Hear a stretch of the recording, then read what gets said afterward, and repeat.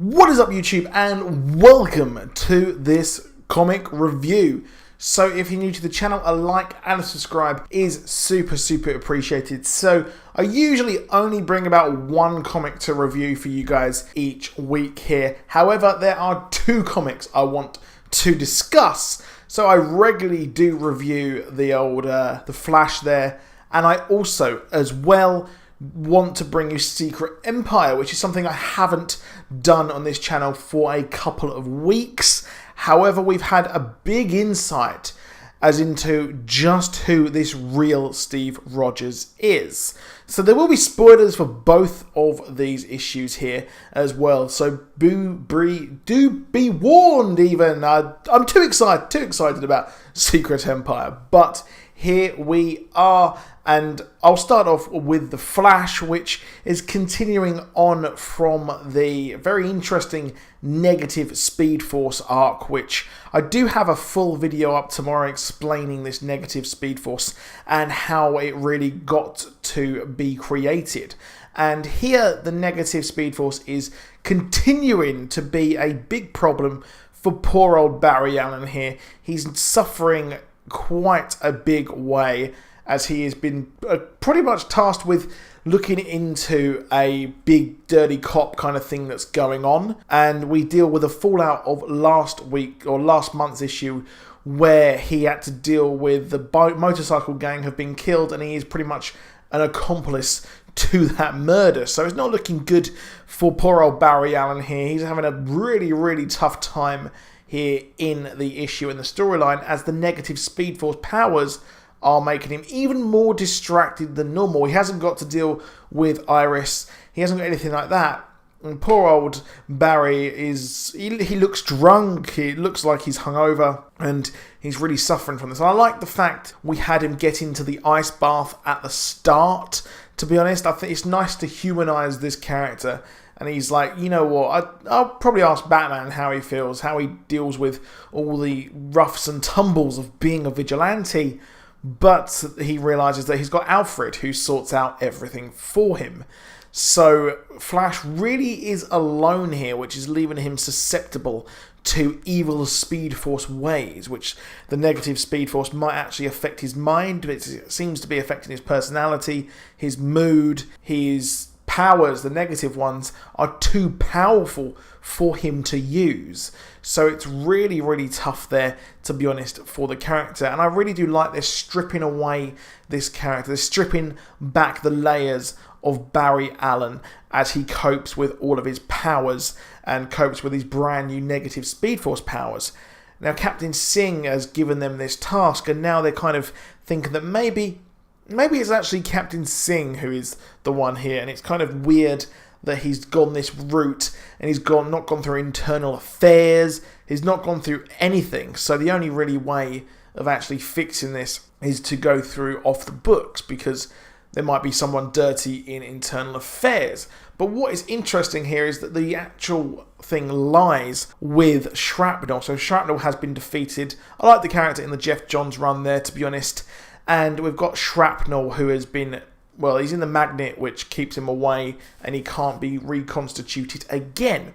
So that is really cool there, to be honest. I like that. And the real crux of this is going to be the person who is behind Shrapnel. And the person behind Shrapnel seems to be called Bloodwork. I'm not too sure. At the end of the issue, it says like Bloodwork. I'm not sure if that's going to be a new villain, but it does look like we're going to get a new Flash villain next week, or next issue, sorry. So I'm not too sure where that will be going. It will be nice to see maybe a new sort of set of rogues. It does seem like Shrapnel is working for someone. Is this a huge, big new character that they're kind of bringing in? It's someone who took out everyone in CCPD, and I like the fact as well that CCPD is recognised as being a very upstanding place. It's not a dirty cop place, much like Gotham City is and probably would be in real life.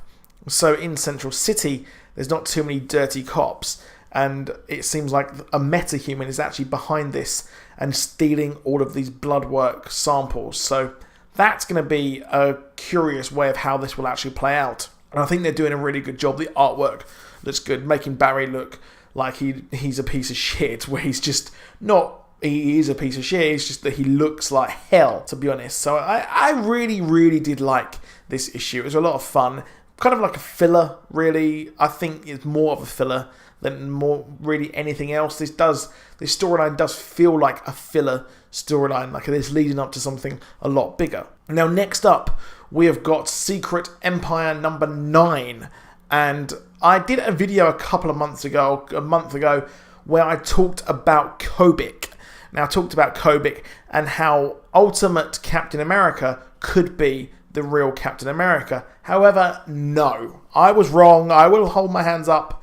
So this issue was... It was alright. It's been serviceable, I think. Secret Empire has been serviceable the last couple of months, the last few issues. It's run on a bit long, if you ask me. And I think the outlying titles, the lead-ins, the tie-ins have just been pretty weak. The best of all, really, in my opinion, is Deadpool. That's been the most interesting one, to be honest. And I'll break it down for you here. Marvel are just not in a good place. However, the way that they're revealing the whole thing with Captain America is a good way. So it does look like Captain America is the memory of Captain America. So Kobik, in her fragment form, has actually got her mind, her AI, and she remembers Captain America from when he was good. And her and Red Skull changed everything, and now she's feeling guilt for changing everything that was in here. So these things inside Kobik, inside this vanishing point, are the memories of everyone who was around before all of this. So this is how Marvel Generations is working. They are arriving in the vanishing point, and these are the memories from Kobik, which is a curious way of doing things on 2 levels. It shows that, well, he's not evil. He was messed with, and they're going to bring him back by using the memories, which seems a bit of a cheap way of doing it, but you've got to bring Captain America back properly. So they're going to do it that way. And this is how Marvel Generations, the kind of like the legacy thing, is going to work, the new publishing initiative. And it does seem like the writers are apologising for the way that everything has happened, the way they've changed Captain America and Marvel, how they have kind of messed things up in a lot of terms. It's just not really what you want from Marvel. It's not really...